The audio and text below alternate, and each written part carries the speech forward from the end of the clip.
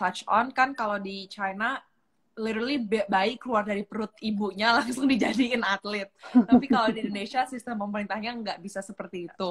Jadi rencananya dari usia dini sudah ditentukan kira-kira cabang olahraga apa yang anak ini lebih baik telusuri based on data dari sport science gitu. Dan tentunya ide-ide yang kita dapatkan dari kegiatan ini bisa jadi bagian dari grand design tersebut. Oke. Kalau dari cabang olahraga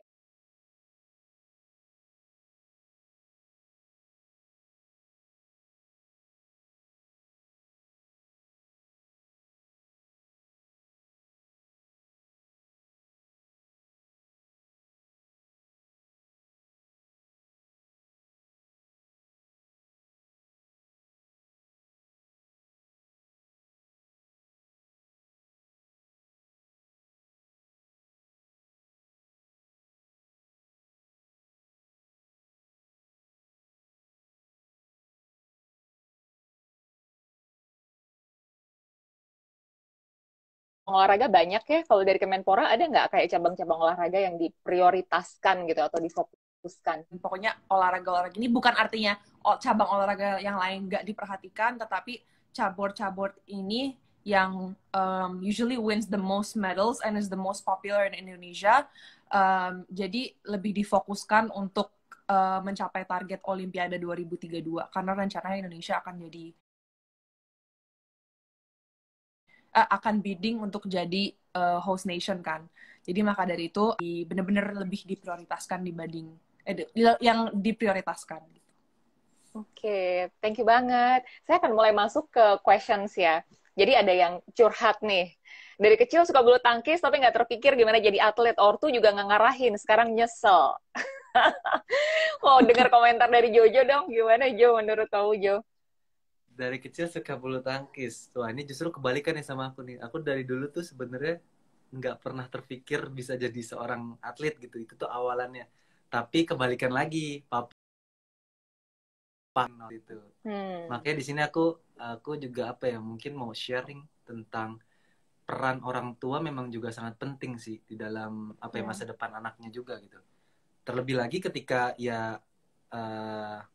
kitanya suka dengan olahraga tersebut, ya alangkah lebih baiknya coba kita suarakan dulu ke orang tua. Kalau memang bisa itu syukur, tapi ya ribetnya tuh terkadang ketika orang tua sudah melarang. Nah itu kan ya kita juga nggak bisa berbuat apa-apa ya ketika orang tua udah ngelarang gitu kan. Tapi ya memang balik lagi sih, kalau bisa ya kita yakinin dulu dan kita buktiin pastinya kayak gitu. Oke. Kalau gitu ini yang sebaliknya nih Jo, gimana caranya membimbing anak tapi tidak terkesan mengekang? Nah ini nanti boleh habis dari Jojo ke Kak Rani ya. Gimana cara membimbing anak? Wah, kebetulan saya belum punya anak loh ini. Merasakan sebagai yang pernah punya orang tua dong Jo. Oke. Mungkin membimbing anak pertama jangan terlalu keras. Terus yang kedua tuh orang tua dengerin tuh ya, jangan terlalu keras loh. Terus yang kedua, jangan mematahkan semangat si anak. Terkadang anak kita, maksudnya anak itu pengen A gitu, tapi jangan langsung dibantah bahwa oh A itu jelek, ini segala macam nggak bagus, bla bla bla bla. Kamu lebih baik kesini. Terkadang si anaknya sendiri juga nggak bisa melakukan improve bahwa ya sebenarnya ini yang gue pengen gitu loh. Gue juga bisa buktiin kalau memang dikasih izin gitu.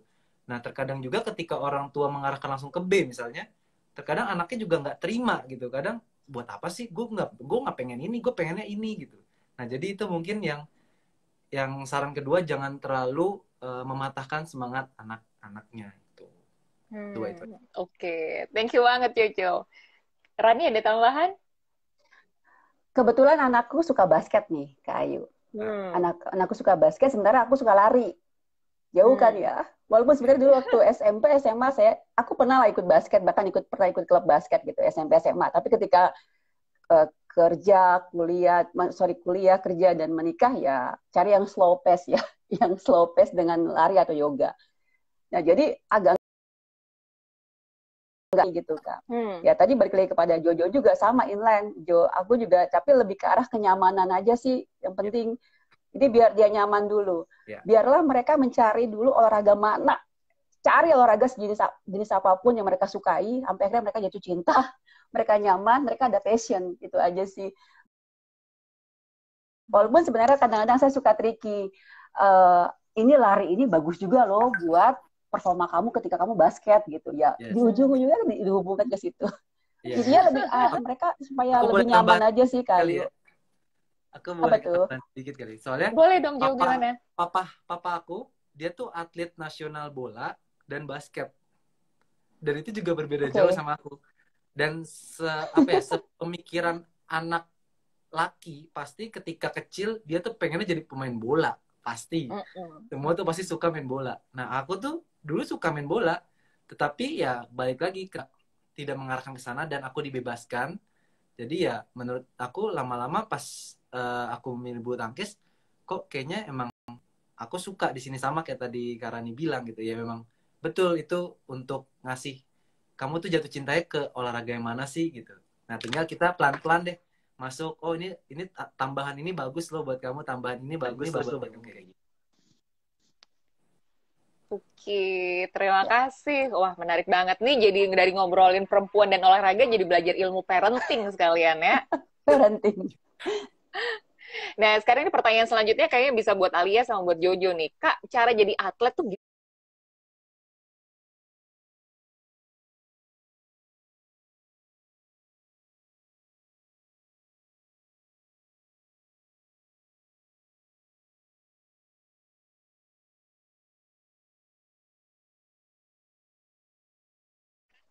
Aku tahu karena aku di bulu tangkis ya. Mungkin pertama harus memang izin sama orang tua dulu, itu paling penting. Izin orang tua itu harus penting.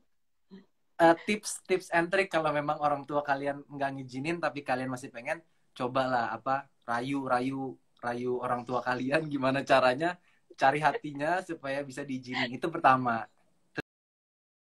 Terus dari bulu tangkis ini banyak di beberapa kota, mungkin yang aku tahu beberapa klub besar ya, kayak di Jakarta itu ada klub aku sendiri di Tangkas itu tuh ya di Google biasanya ada sih klub-klub bulu tangkis itu banyak gitu ya, ada Tangkas, ada Jaya Raya, terus juga ada Axis juga, jadi ada beberapa sih sebenarnya klub-klub besar yang mungkin kalian bisa coba untuk trial dulu di sana gitu, kalian coba jadi kita datang gitu ya ke klub itu terus trial gitu atau gimana, daftar gitu?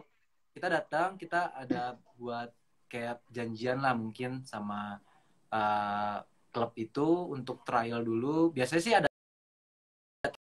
berapa kali trial dulu. Apalagi yang emang belum baru bisa mukul gitu, itu mungkin akan diarahin lagi nanti kemana-mananya. Tapi ya itu mungkin salah satu langkah yang tepat sih menurut saya.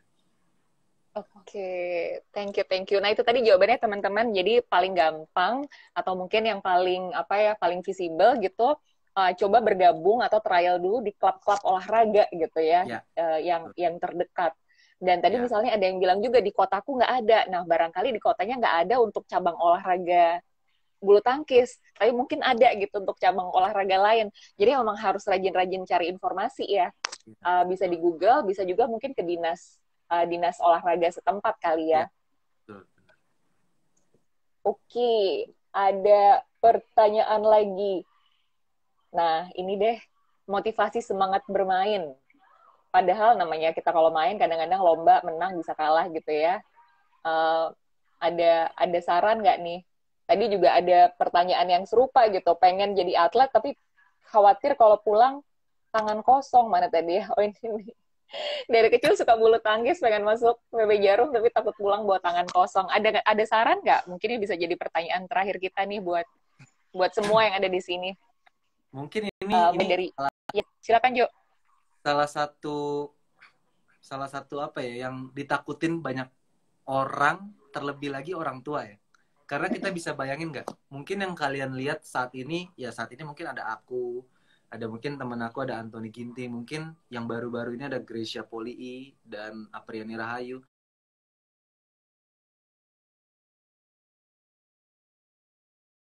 tapi kita nggak ngelihat di belakang itu tuh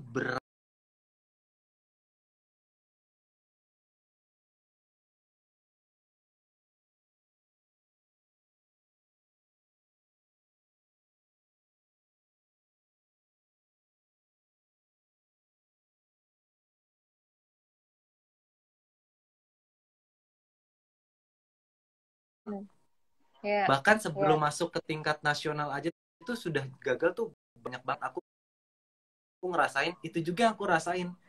Mungkin teman-teman aku sekarang ada yang sekarang mungkin kerja di mana. Sekarang tuh dia ngelatih di beberapa negara di luar. Yaitu kan bukan pelarian apa ya? Ketika dia nggak berhasil di impiannya itu, ya dia kan harus mencari jalan keluar yang memang itu sejalan dengan ya talentanya gitu kan. Nah, Ya. itu beberapa hal juga lah. Nah, ya memang nggak gampang, ada kerja keras juga, ada pantang menyerah juga pastinya. Ya, saya rasa sih semua kerjaan pasti melakukan hal yang sama ya. Tapi Iya, memang ya. kalau Dalam olahraga, semua aspek kehidupan juga pasti mungkin iya, gagal ya, Jo ya. iya. Tapi emang kalau olahraga lebih keras kali ya, karena ada persaingan. Dan Persaingannya tuh lebih persaingannya keras. kelihatan gitu ya di depan mata Betul, gitu kan. benar. Ya, ya, ya. Thank you banget, Jo. Rani sama Alia ada komentar nggak sebelum kita closing? Oh, iya, cuma mau Kak Alia mengucapkan dulu terima boleh? kasih teman-teman. Ya, cuma mau mengucapkan terima kasih kepada teman-teman yang udah partisipasi di kegiatan merancang IB kali ini. Semoga kedepannya nggak malu-malu untuk join kegiatan-kegiatan lainnya. Semoga bisa kolaborasi lagi sama Mbak Ayu, sama Jo